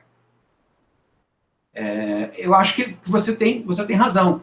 O Blanchot, ele privilegia com relação ao neutro uma espécie de oscilação, percebe? Em que o neutro se conjuga com uma atitude dialética aguerrida, né? E uma atitude dialética aguerrida que é vivida de um modo menos autoral que o neutro ainda permite. Porque o neutro, quando ele é vivido, ele permite a dissolução do livro, ele permite o fragmento, ele permite a impessoalidade, ele permite uma certa ausência da atenção em privilégio do pensamento. Mas a prática política, tal como Blanchot compreende, ela é absolutamente, digamos assim, o neutro dialeticizado. Porque é fabricação de panfleto, produção de discurso automático com relação ao oponente, que, durante os anos 60, ele exerce de maneira frondosa em maio de 68, né? E entra em uma série de inclusive que era esquisito, que era um cara mais velho, com a garotada, fazendo coisa no mimeógrafo, né? Para fazer palavra de ordem, para combater os burgueses, né? e que, de certa maneira, lembra o tom aguerrido do Blanchot jovem, editor de periódico fascista. Percebe? Ou seja, ele tem um pé digamos que ele sente uma captura que faz com que ele conjugue o neutro com um tipo de dialeticidade, ao mesmo tempo que ele conceba a atividade dialética segundo uma espécie de guerrilha neutra, que é uma guerrilha sem autor, uma guerrilha sem nome, uma guerrilha sem... Percebe? Onde todos agem organicamente, mas ninguém conhece o nome de ninguém. Percebe? Então, isso está ali no Blanchot, e o Blanchot não resolve. Né? Talvez ele nem tenha que resolver. Né? Mas o que ele tenta resolver é o fato de essa, digamos assim, guerrilha neutrodialética, ele se exime, não, ele se desculpa disso e ele se distingue disso, de que essa guerrilha neutrodialética possa se dar pelas razões do dentro. Né? Então ele passa a militar, essa guerrilha neutrodialética é sempre por razões do fora. É o movimento operário, são os estudantes, é a Palestina, né? Nunca é um Estado, nunca é um produto nacional, nunca é um estamento social, né? E nesse sentido, ainda que haja uma semelhança, uma espécie de espírito aguerrido, né? Há uma diferenciação entre um momento e outro. E no pré-guerra, no pré-segunda guerra, ele é um autor, com nome e sobrenome. Em 60, ele não é um autor. Percebe? Ele escreve os borbotões, ele assume posição nos borbotões, mas a posição não é dele. A posição é de uma espécie de neutro dialético que participa das tensões. Né? Que é digamos, um modelo de participação política que me parece apresentar, digamos assim, elementos céticos, né? Uma espécie de ceticismo participando da vida política. Né? Me lembra um pouco Turreau, né? No certo sentido. Me lembra um pouco a desobediência. Né? Não sou eu que desobedeço. Né? É alguma coisa que está aquém de mim que desobedece. Né? Mas, ao mesmo tempo, é dialética. Porque quem desobedece a. Não tem pensamento no sentido próprio. Né? É sempre transitividade. Mas ele parece pensar uma espécie de dialeticidade neutra que não se confunde, pelo menos não no todo, com o espaço do neutro, como o espaço do diálogo propriamente dito. Porque essa dialeticidade neutra, ela tem limites do ponto de vista discursivo, do ponto de vista do pensamento, do ponto de vista argumentativo. Né? Porque ela é transitiva, ela se dá contra alguém. Então, em um momento, por um panfleto anônimo, em que nós estamos guerrilhando contra alguém, nós estamos ouvindo a palavra do outro, não tem pensamento. Existe demolição. Mas demolição em função da preservação dos direitos do fora. Né? Uma espécie de dialeticidade. Né? Então, eu tendo a concordar com a sua leitura, acho que ela é bem atenta. E é isso, de repente ele lança um proletário no meio do texto, né? Que não tem nada a ver com o vocabulário do livro inteiro, né? Tem uma frasezinha também que eu achei bem legal, que é na 81 da versão brasileira aí, que ele coloca o antropoformismo entre aspas, né? Porque esse humanismo, assim, que eu estou chamando de humanismo desse texto, na verdade é o indestrutível, né? Não é um humanismo, não é o homem. Toda essa condição que ele está chamando de outrem, né? Que ele prefere chamar de outrem, o homem é um nome meio desajeitado para isso, né? Mas que acaba entrando, mas não era nem para entrar, porque é outra coisa, é um indestrutível. E o homem é destrutível. Mas o indestrutível é outra coisa. Mas aí esse no sentido positivo. No sentido positivo. Mas no sentido negativo, tem um homem humanista que não morre nesse capítulo também. Que é essa criatura que destrói infinitamente, e isso não vai morrer. É esse sentido também que eu tomo com certo pessimismo. Tem o homem que não é o homem, que o homem fica uma palavra meio estranha, como você bem diz, que é o que se dá na relação com o outro, né? Mas tem o homem também nesse capítulo. E o homem nesse capítulo, ele é indestrutível também. Existe uma dupla indestrutibilidade. Então tem alguma coisa que vive para perseguir, destruir e fazer falar, obrigar a falar, que não morre. Por isso que eu brinquei, que é uma espécie de categoria que pode ser lida em analogia à doença de pele, no Nietzsche. Né? É uma coisa que não morre. A gente pensa super-homem como uma espécie de viabilidade de outra coisa, mas, na verdade, a doença de pele não morre. Né? Então, nesse sentido, eu percebo o capítulo também como tendo um paroxismo, né? Existe uma indestrutibilidade da posição do pensamento, que até mesmo se reverbera como forma dialética de combate político, né? Como você bem disse, mas também existe um pessimismo, que é o fato de que os campos, digamos, a vontade de extermínio, ela não desaparece. Homens têm vontade de extermínio, e homens não morrem. Por mais que você os mate, eles não morrem. Ou o homem não pode ser morto. Né? É outra maneira de dizer. Tem uma frase na dialética do esclarecimento que é a seguinte: até o homem se transforma em um antropoformismo para o homem.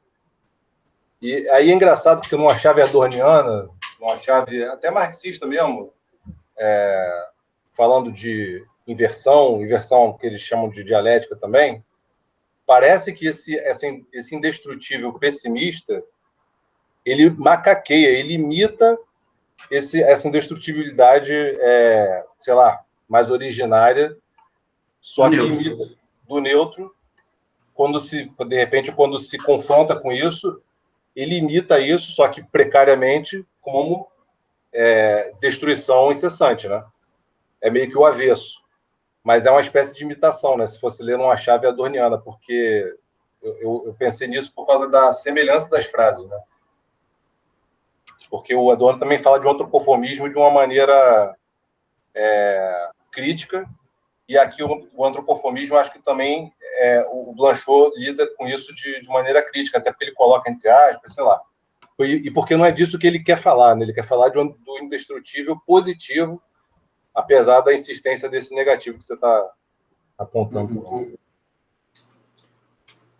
Esse argumento do Adorno me lembrou do Deleuze no Nietzsche, quando ele monta a metafísica, a suposta metafísica do Nietzsche, em que o negativo obtém a vitalidade do positivo, né? Então, o negativo, ele, como você disse, macaqueia o positivo. Claro que é uma outra maneira de ler, mas é isso, a ideia de que existe uma certa atividade, uma certa prática, que é capaz de não tem um objetivo construtivo, produtivo, mas é capaz de uma certa produtividade vigorosa, né, intensa, e ela é parasitada, no certo sentido, no caso do Deleuze, o negativo, no caso do Adorno, pelo antropomorfismo, né? Parecem argumentos complementares, né, parecidos.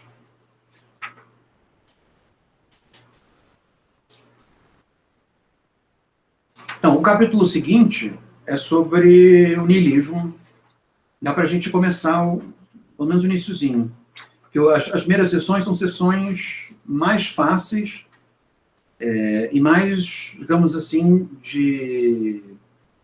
de circunscrição do pensamento Nietzsche na França do pós-guerra. Então, ele trata da irmã do Nietzsche, dos malefícios que a irmã do Nietzsche teve sobre o legado dos textos do Nietzsche, sobre o tipo de apropriação que os nazistas fizeram com relação ao Nietzsche, da foto que o Hitler tira com a caneta do Nietzsche, da caneta do Nietzsche que a Elizabeth dá para o Hitler, e cai de novo.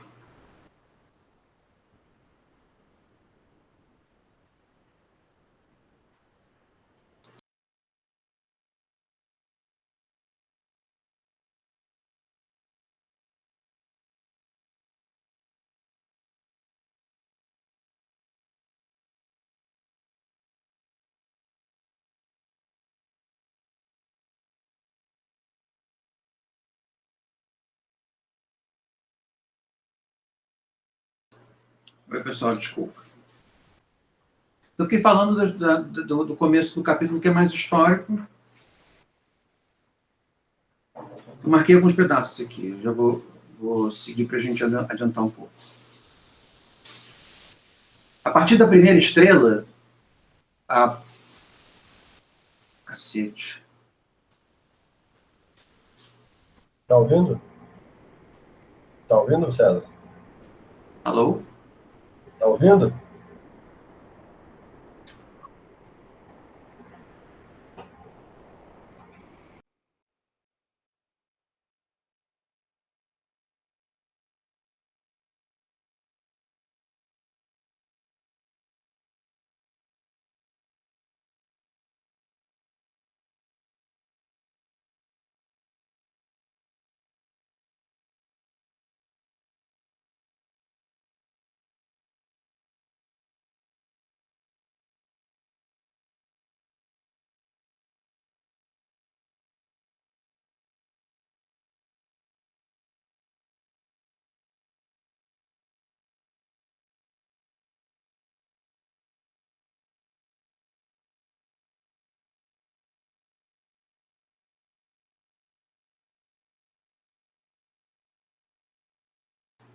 Vamos lá. Ele trata aqui do por que o destino de Nietzsche foi ser entregue a falsários. Aí ele diz assim: de onde vem essa espécie de trapaça que permitiu, não sem boa fé, impor uma compilação de editores como obra essencial? Aí ele responde: de preconceitos, e sobretudo daquele grande preconceito que afirma não haver grande filósofo sem uma grande obra sistemática. Está querendo dizer que parte dos preconceitos gerais que se tem com relação à filosofia, ou preconceitos gerais da filosofia, facilitaram a falsificação que Nietzsche sofreu. Um dos preconceitos é a ideia de que um grande filósofo tem uma obra sistemática, ou tem um sistema, né? Então isso faz com que, de certa maneira, parte dos nietzschianos tenham recebido, de uma boa forma, uma apresentação de uma obra, vontade de potência, como uma obra sistemática, né? Como o sistema do Nietzsche. O Nietzsche como um pensamento redondo, né? Eu não sei se eu vou me arrepender de dizer isso, mas eu acho que até mesmo o Nietzsche do Deleuze, ele é sistemático demais. Tem muito sistema ali. E eu acho que não é tão... Se o Blanchot está certo, mesmo o Nietzsche do Deleuze comete, né, esse tipo de equívoco, né? Como se a maneira de pensar e de escrever de Nietzsche não fosse, em princípio, fragmentária, né? Ele está querendo... e é para essa direção que ele está indo. De que o fragmento é uma maneira de pensar, né? Aonde estaria, então, o ceticismo do Nietzsche? Se há um ceticismo no Nietzsche, esse ceticismo está ligado à maneira de pensar fragmentado. Ou seja, tem um pensamento interno à fragmentação. É como se houvesse um pensamento interno à forma, né? Ou seja, uma certa forma que, quando empregada, ela traz consigo uma forma de pensar. E essa forma de pensar é o fragmento. Aí segue um pouquinho o parágrafo seguinte. Para o finalzinho dele. Não há nada disso nos papéis póstumos. A contrafação é, portanto, incontestável sem qualquer... É isso que eu quero? É.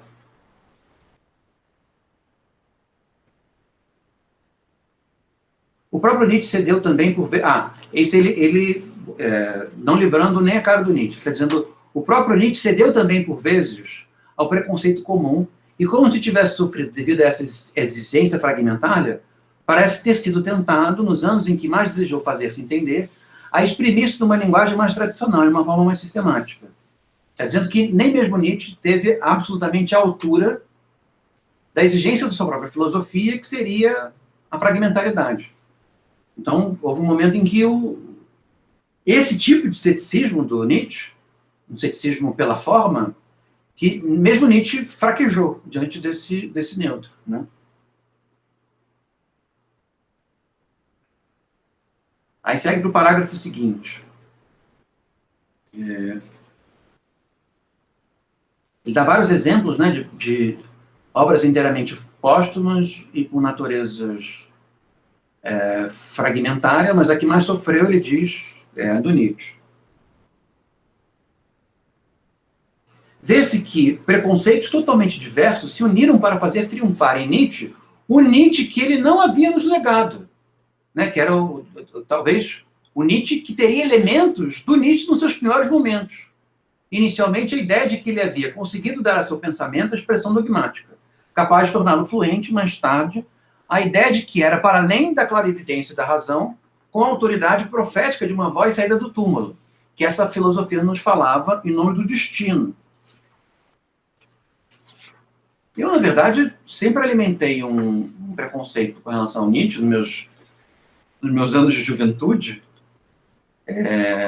e se deve um pouco a essa imagem sistemática. Sempre achei o Nietzsche dogmático demais.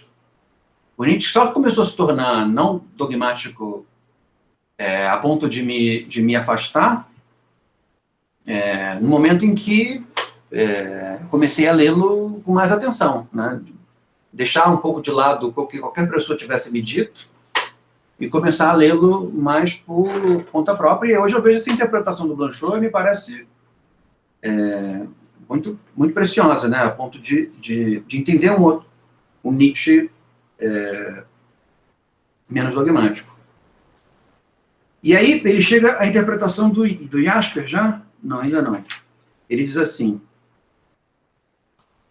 eu vi o João escrever uma coisa. Tem tudo a ver com a afirmação, capítulo anterior, né? Tem.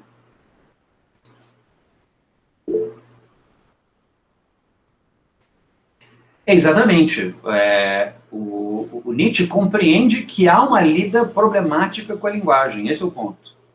De que a linguagem impõe à filosofia certos modos de dizer que faz da filosofia capturável, e aí ele dá vários adjetivos para isso. Platonismo,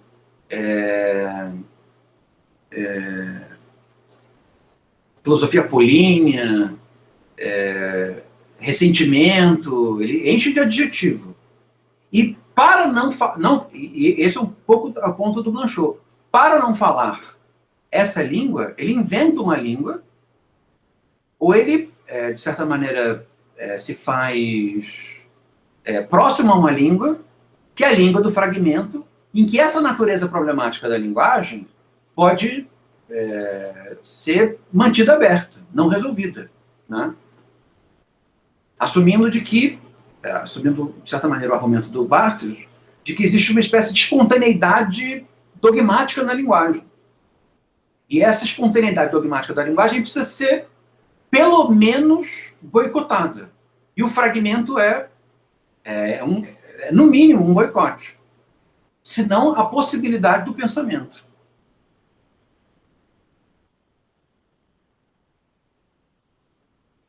Ele diz, mas também essa aparência dogmática, né?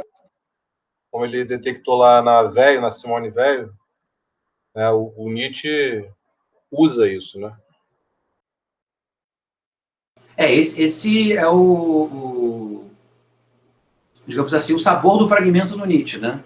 Que é o sabor do fragmento na Velho e é o sabor do fragmento no Pascal, que é um fragmento que se apresenta como uma fala da evidência, né? E só não é uma fala da evidência por causa do fragmento. Ou seja, é possível falar uma fala da evidência, é possível falar uma fala, digamos assim, da certeza insana, sem que esteja-se... É o caso do Rousseau. Rousseau não neutraliza essa fala, né? Mas se o Vitor tivesse aqui, ele poderia falar um pouco melhor sobre isso. Mas voltando nesses que nós tratamos, né? Na Simone Weil, no Pascal e no Nietzsche, eles podem falar uma fala da evidência, boicotando os efeitos dogmáticos da fala da evidência a partir do fragmento, né? Então, Nietzsche fala como quem fala a verdade, mas Nietzsche não pode dizer a verdade. Porque Nietzsche não tem um sistema. É um pouco isso. Porque Nietzsche fala por fragmentos. A partir do momento em que o sistema se faz, o fragmento boicota a vontade de sistema intrínseca à linguagem. Ou pelo menos muito vivaz na linguagem. Eu me arrisco a dizer que até quando ele tenta fazer teses maiores, não só nos fragmentos. Isso é legal de ver, perceber nas teses maiores uma forma de boicote também. É um pouco a tese do Jasper, né? Seguindo o fragmento, a citação, a próxima. Ele diz assim: Jasper foi o primeiro a nos advertir dos princípios que toda interpretação de Nietzsche deve respeitar, se não quiser torná-lo cúmplice das forças que ele não cessou de combater. Eu nunca li esse texto de Jasper, mas lerei. Ele diz: contradizer-se é o movimento essencial do seu pensamento. É como se ele precisasse fazer pela contradição aquilo que o Hume faz pelo empirismo, né? O Hume diz: a contradição, não se encontra a contradição na experiência. A contradição é um cacoete filosófico, uma convenção do pensamento. O Nietzsche não. O Nietzsche exercita essa evidência epistemológica que o Hume tem empiricamente, né? Ele diz: eu me contradigo. Mas por que você se contradiz? Porque a linguagem se contradiz. É da experiência se contradizer. Se eu não me contradigo, eu não estou falando das coisas. Esse é o ponto, né? De maneira mais performática do que faz o Hume, claro. Contradizer-se é um movimento essencial do seu pensamento. Cada vez que ele afirma, a afirmação deve ser relacionada à afirmação oposta. O ponto decisivo de todas as suas certezas passa pela contestação, ultrapassa e retorna a ela.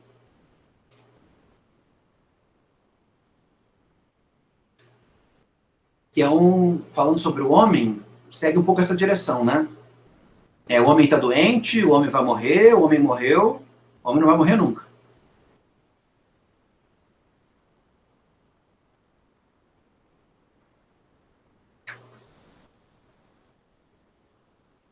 Esse é um texto, Yasmin, do Jasper, se você encontrasse, ia ser legal de você passar os olhos, né, falar um pouco sobre ele.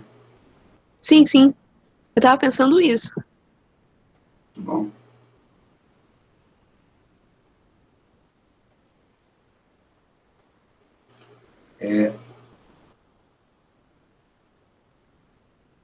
E aí é um momento em que a observação do João sobre o... Nós estamos na página 99 agora. Que a observação do João volta a ter sentido. Em que ele utiliza a dialética, agora entre aspas, né? Mas utiliza a dialética. Ele diz, na página 99, final do parágrafo que começa nela: é apoderar-se da dialética real. O pensamento como jogo do mundo. O texto como fragmento. Que é a fala do Neutra, como se ele estivesse, então, contrapondo a fala do Neutra a uma espécie de dialética irreal à dialética real.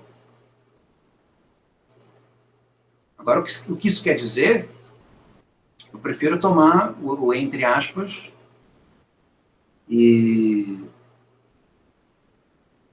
dizer que eu não consigo resolver. E aí, no parágrafo seguinte, ele diz assim: no entanto, mesmo Jaspers, não sei se vocês sabem, mas ele foi um dos grandes professores da Alemanha pré-guerra, né? Sobreviveu à guerra, cristão, mas casado com uma esposa judia, foi destituído de qualquer tipo de atividade acadêmica por causa disso, mas não foi morto e ela também não foi morta. E professor do Heidegger, né? Um dos grandes amigos do Heidegger no pré-guerra. Uma das grandes traições que o Heidegger fez foi justamente ao Jasper. E Jasper permanece amigo da Hannah Arendt, né? Porque eles fazem... O Jasper é mais velho do que o Heidegger, e bem mais velho do que a Hannah Arendt, mas a Hannah Arendt é muito próxima ao Jasper também. Eu não sei se foi ele que, de repente, orientou a tese dela sobre Santo Agostinho. Não tenho certeza, mas... a olhar. Então, vamos lá. No entanto, mesmo Jasper, tão ocupado em reconhecer nele a exceção, e em sua obra a força do intransmissível, arrisca-se precisamente nisso, atraí-lo. Nem que seja em proveito de uma filosofia da existência, da qual aparece, então, como o anunciador e o revelador, tanto quanto Kierkegaard. Quando, ao contrário, e não sem energia, Heidegger declara que devemos aprender a ler Zaratustra com o mesmo rigor que aplicamos a um tratado de Aristóteles, ou ainda que essa maneira de pensar não é menos firme, nem menos substancial do que a do filósofo grego. Ele nos deixa entender que há um modo de pôr Nietzsche do lado que nos faz esquecer o que ele teve de importante. De que há uma fala rigorosa no fragmento, né? Esse é o ponto que o Heidegger quer levantar. Existe um rigor no fragmento. É preciso investigar esse paroxismo, né? Então, sua obra é grande e excepcional, mas não porque se situaria à distância daquilo que se exprime na história ocidental depois de Descartes, Leibniz, Kant, Schiller e Hegel, e sim porque o consuma. Aproximar Nietzsche de Kierkegaard é desconhecê-lo essencialmente. Nietzsche jamais pensou existencialmente. Com certeza o Blanchot tem problemas claros com Kierkegaard. Eu não sei exatamente quais são e não vou decifrá-los. Mas para o Blanchot é monstruoso aproximar Nietzsche de Kierkegaard. Mas isso aí ele não está parafraseando Heidegger? Eu acho que essa é a tese do Heidegger. Né? Está na citação, inclusive, do Heidegger. Não, ele cita, é o Heidegger. E essa tese do fim da metafísica, não sei o quê, eu acho que isso aí é o gancho que ele quer para poder começar a falar do niilismo, né? Isso.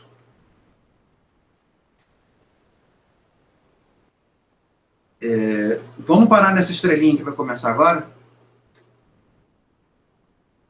Tá? A estrelinha da página 100. A gente pode conversar um pouco e descansar. Mas o ponto é que o Heidegger, o Nietzsche entra numa espécie de epicentro para o Blanchot da incompreensão filosófica com relação à fala cética, a fala pelo fragmento. Percebe? Isso não é para ele, né? Se não houvesse essa incompreensão filosófica com relação à frase do fragmento, se isso concebesse Pascal e Montaigne como pensadores, um pensamento rigoroso, né? Aí parafraseando Heidegger, Nietzsche não poderia ser tomado da maneira como ele foi tomado. Ele não poderia ser capturado pelo nacionalsocialismo da maneira como ele foi capturado. Ou seja, parte do efeito expansivo do nacionalsocialismo se deve a uma espécie de desconsideração ao elemento fragmentário do pensamento, né? Levando a coisa, exagerando a coisa, um pouco isso, né? Se você exagerar muito, é dizer que o nazismo só aconteceu porque a humanidade não é capaz de pensar por fragmentos. Isso seria um exagero total, absoluto. Eu adoraria dizer isso, mas eu acho que é um exagero. Se a humanidade fosse cética, não haveria totalitarismos. Mas, ao mesmo tempo, não existe a possibilidade da humanidade ser cética. Né? Isso Mas que, pelo menos, a interpretação de Nietzsche possa preponderar, se não Nietzsche como um cético no sentido interno, porque a fala dele interna é uma fala da evidência, cético no sentido formal, no sentido de que ele fala por fragmentos, logo seus enunciados usam a contradição como uma maneira de fabricar sentido. Né? Acho que essa é uma boa conclusão. Então tá.